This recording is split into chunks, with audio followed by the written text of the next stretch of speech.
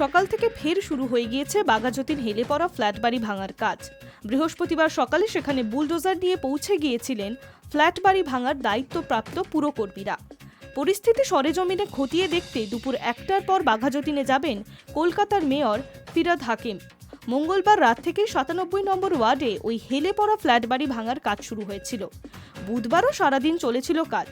ইতিমধ্যেই ফিরহাদ হাকিম এই বিষয়ে ইঞ্জিনিয়ার এবং সংশ্লিষ্ট কর্তৃপক্ষকে প্রয়োজনীয় নির্দেশ দিয়েছেন।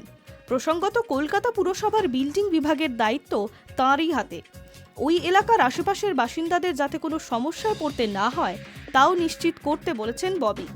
মঙ্গলবার দুপুরে দক্ষিণ কলকাতার বাঘাযতীনে শুভ অ্যাপার্টমেন্ট নামে ওই ফ্ল্যাট বাড়িটি বিপজ্জনকভাবে হেলে পড়ে। তবে বাসিন্দাদের কেউ সেখানে ছিল না, তাই বড়সড় দুর্ঘটনা এড়ানো সম্ভব হয়। ঘটনাস্থলে পৌঁছায় বিপর্যয় মোকাবিলার দল এবং পুরসভা আবাসন বিভাগের আধিকারিকরা। পৌঁছান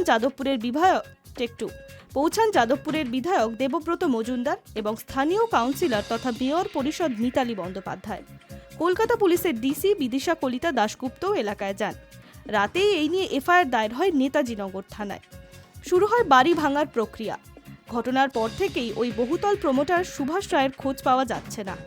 স্থানীয়দের একাংশের দাবি, মাসখানেক আগেই বাঘাযতীনের ওই ফ্ল্যাট বাড়িটি ফাটল দেখা দিয়েছিল।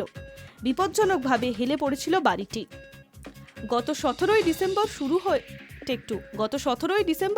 শুরু হয়েছিল বাড়ি সোজা করার প্রক্রিয়া।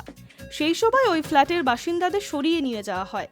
বাসিন্দাদের অভিযোগ, বছর 10-12 আগে জলাভূমি ভরাট করে বেআইনিভাবে বহুতল নির্মাণ করা হয়েছিল।